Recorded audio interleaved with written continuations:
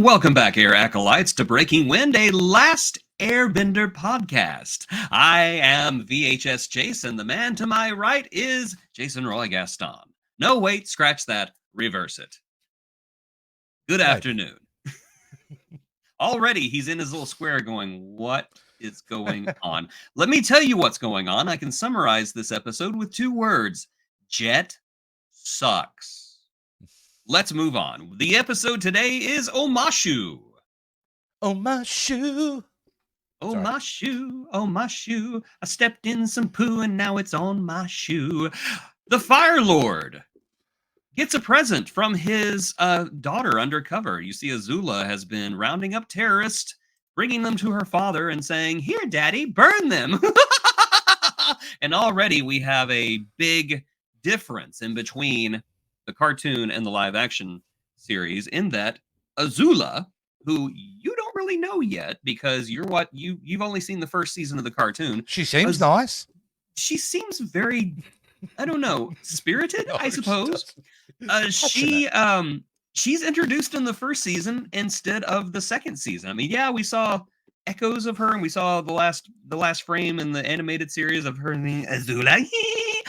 But here she is present, and she is evil, and she's ready to absolutely wreck your stuff. And I actually think that this is an improvement over the animated series. I don't say that very much. Wow, okay. Well, for as far as the show goes, but I think having Azula in the first season, I had an issue with the animated series because they introduce her, and she's a fantastic character, fantastic voice artist, but she comes out of nowhere. And she's like, literally, like, I'm the bad guy of season 2. She doesn't actually say that. And I just broke So you think it's more organic that she's in this? I think it's more organic that her presence is felt earlier. Well, I've got to say, I feel like her character adds to the series. So yes, I agree. And this series needs as much added to it as possible, in my opinion. Let's speed run through some things. Aang and Katara are practicing waterbending, and as they are leaving to go somewhere else, I don't even remember where they're going, Aang says, "Oh, look, it's another airbender." And I've got a pretty big TV, and I've got a pretty decent set of eyes. I don't see anything. I don't either. To put the special effect in? I think they did. I imagine somebody who worked on the show was watching this episode at home, and he goes, "Look, it's an airbender," and he's going, "Oh no! Oh no! I forgot something." She starts getting text messages from colleagues. Yeah. What did you do? Meanwhile,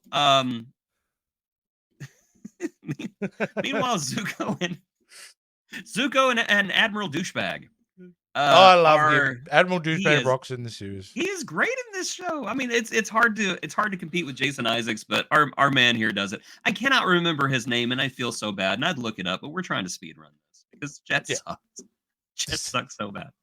But they are searching for the Avatar, and they're Zuko's not a happy man.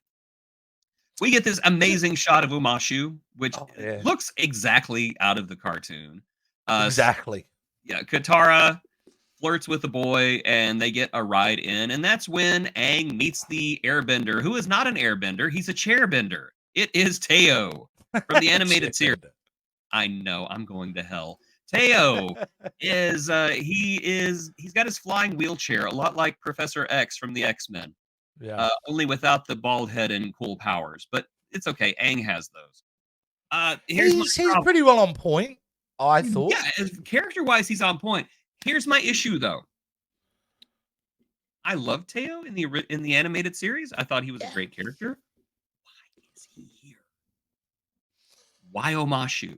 It makes no sense. In the Air Temple, it makes sense because they're around where the airbenders used to be, and you kind of have to fly to get to where you're going. And Teo, I don't know if you noticed, but his legs they ain't working. Why is he here? And I know they're compressing several episodes into one, but this is where that fails. It does, doesn't it? Teo did not belong in Omashu. Because Omashu is an earthbending temple. Yes, it is. So they really mashed those two together, haven't they? And it creates confusion because it's an earth/airbending temple because the whole structure works on air, right? The whole delivery system is. It didn't work. I'm also saying I visited the dentist today for a cleaning, and look at these things. Yeah, I look good. I know. burning Usually my they're like, retinas. usually they're so yellow it looks like I spit butter, but today I'm sorry, I just gotta hand it to myself. I look good. All right, so anyway, there's a big boom. There's a Boom. terrorist bombing, a big boom, and then we meet Sai. Yes, Yeah. Sai. Danny And Pudi. he played by Danny Pudi, who everybody knows from the hit TV show DuckTales. And some And other thing. I don't. Community, of course. Yeah, Community. whatever that is. I've never heard The of great show, it. But Community. yes, Brilliant show. I believe he played Dewey on DuckTales. He was amazing on DuckTales, by the way. If you've never seen DuckTales, you should watch DuckTales. We should do a DuckTales podcast. Unless Disney starts paying us for all the shows and Disney we're doing for them at the moment. Which we are open to that idea, Disney. Please do. We desperately need them. So they fall in with Sai, and oh wait, hold on. We meet Azula's girls. We meet May. She has friends? Yes, we meet May, and the name of the other one has escaped me, but they are also characters from the second season.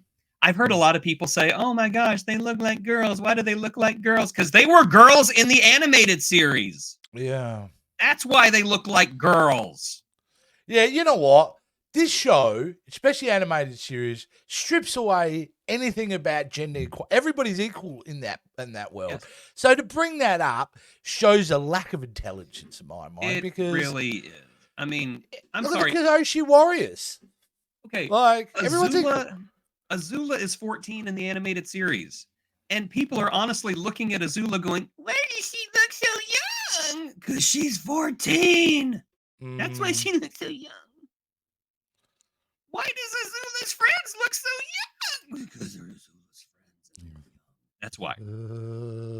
But anyway, are you ready for this? Because this is the part of the episode we've all been looking forward to. Boo! Shit! Boo! Yeah. Boo! Anyway, that's all we need to say about him. We hate shit. We don't hate the actor, because I'm going to say, as far as casting goes, ripped right out of the cartoon, as far as I'm concerned. But the actor's so good, he makes us hate Jet more. Yes. And that is a compliment. Congratulations, young sir. I don't know your name, because I'm sure if I were to look you up, I would probably stalk you and track you down and probably beat you in an alleyway, because you did such a good job playing this absolutely loathsome individual. And you and as you're running away. But it was a nuanced performance. It actually made him even more loathsome, and I will get to that here in just a minute. And it's not only Jet's fault, it's the TV show's fault. But we'll get to that right after this. So Aang and the Chairbender, they go on a ride through Omashu because apparently you can only fly up to this cave. So I guess that's the plot reason why Teo has a flying wheelchair. And they get up there. I don't know. They do a poor job of showing the delivery system, because in the cartoon you could see how it worked and how it moved up and down and everything. They just don't really. Yeah, they do a really bad. Actually, they do a good job with it in the second episode that comes after this one. And they kind of do an okay job with it later here whenever Katara and Sokka are trying to race up to save the king. But yeah, not great. What do we have next? What happens next? Okay, so our boy Jet, the man nobody likes, fights off some. So bad. Yes, he does. But he does have a really cool fight. I'll give him that. He fights a firebender out in the woods, and he's like, "Hey, everybody, this is Katara." And everybody's like, "Oh, hey, Jet, you suck."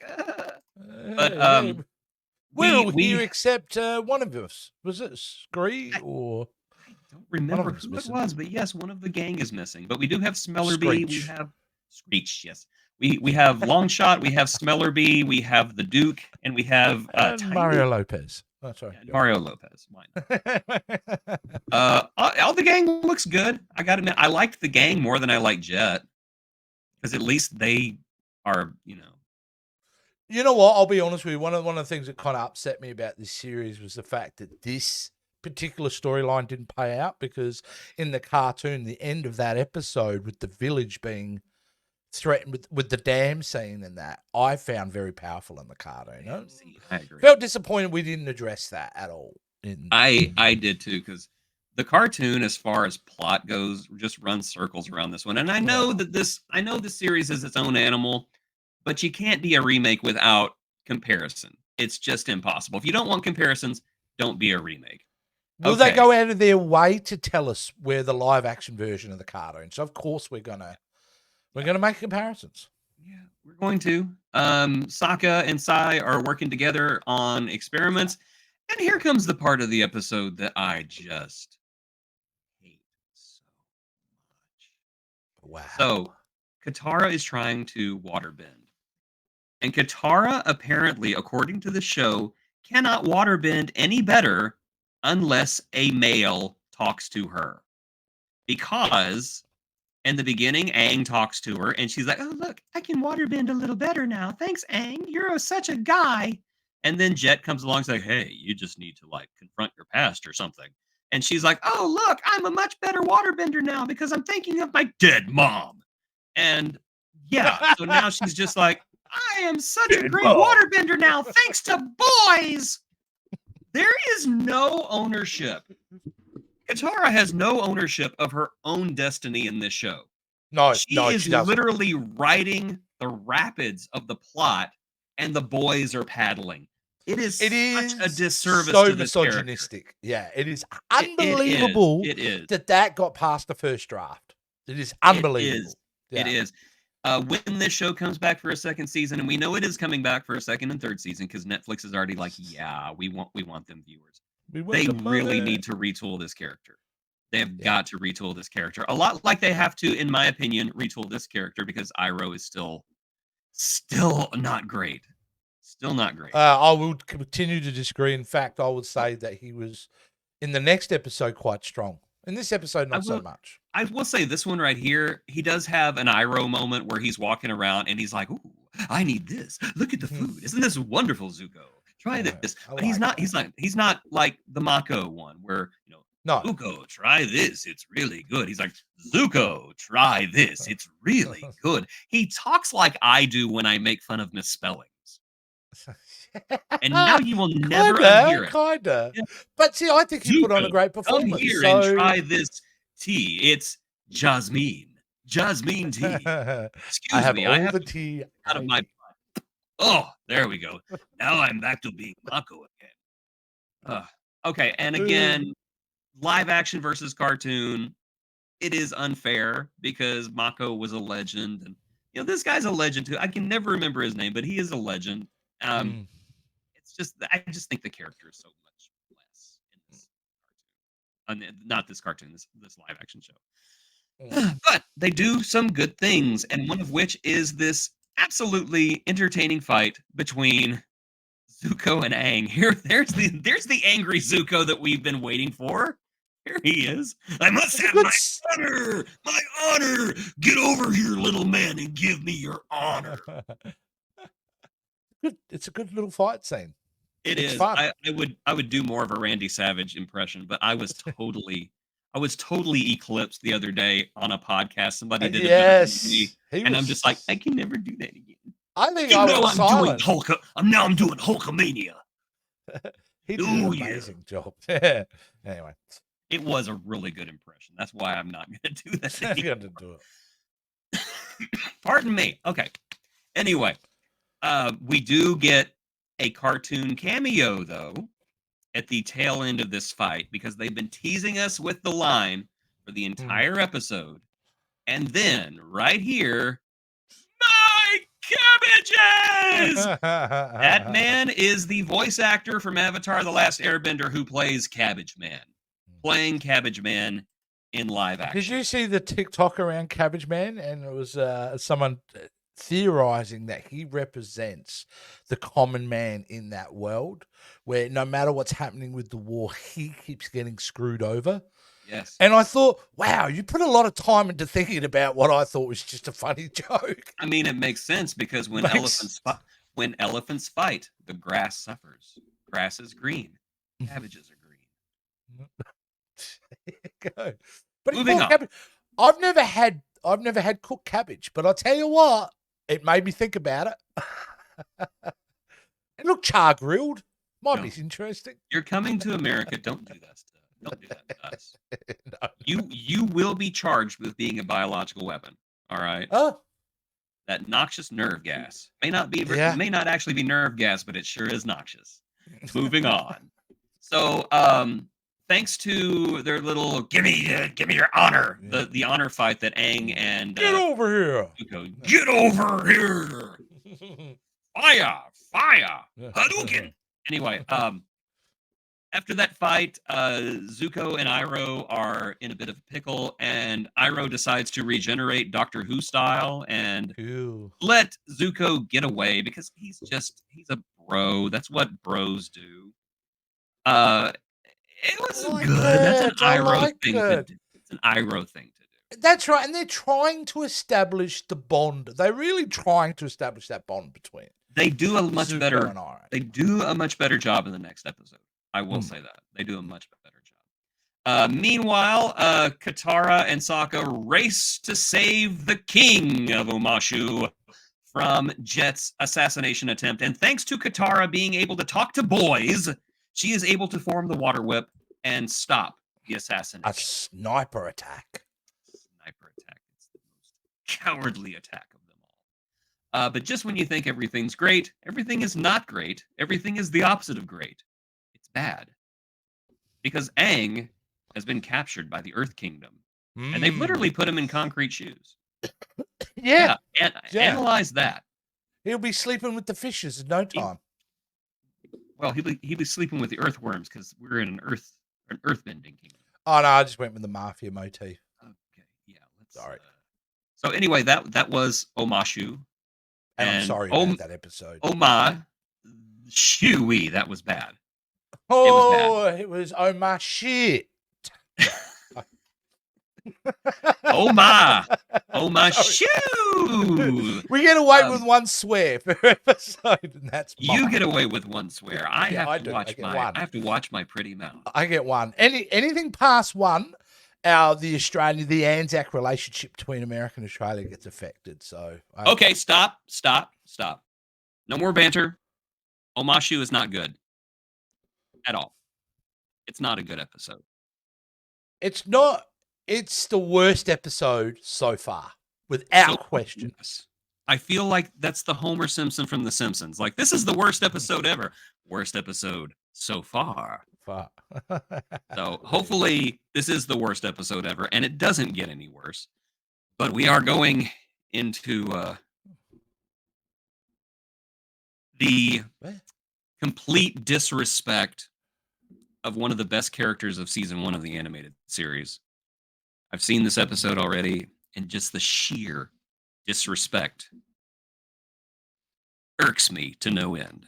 But we will talk about that next time. Oh, good. We will talk about that next time. Ladies and gentlemen, if you like what you saw here, and God, why would you? Please like, share, and subscribe. Make a comment below. Tell us what you thought of Omashu. Are we right? Are we wrong? Spoiler alert, we are right. And please check the description below for how you can become our own Air Acolyte and become a Patreon on Patreon. You can become a Patreon for as little as $5 a month, which is absolutely nothing. I used to say that's what you could get a hamburger and a Coke for at McDonald's, but let's face it, you can't. No. You can do it at Wendy's, though. I did find out you can do that at Wendy's, but it's a kid's meal and it's teeny tiny, but you do get chicken nuggies. That sounds really good. I'm going to go get me some chicken nuggies. So join us next week for Into the Darkness on Breaking Wind, a last Airbender podcast. Kind of, yeah. You click in the end screen, and we're just going to see. I'm working on it. Hold on. Yeah. Hold on. Yeah. Hold on. Okay. Here we go. Say goodbye, Jason. Oh, see ya. By the way, you're 100% wrong. It's not called Into the Darkness. It's Into the Dark. Into the Darkness is that really shithouse Kelvin movie. Okay, you said we only get one curse per episode. Oh, I'm sorry. We'll have to edit that out. Well, it's actually Australian for meaning below average, so please forgive me. Okay, well, I kind of liked Into Darkness a little bit. Even though they basically cured death. Yeah. And then forgot about it. Oh, we will be having a big discussion on that.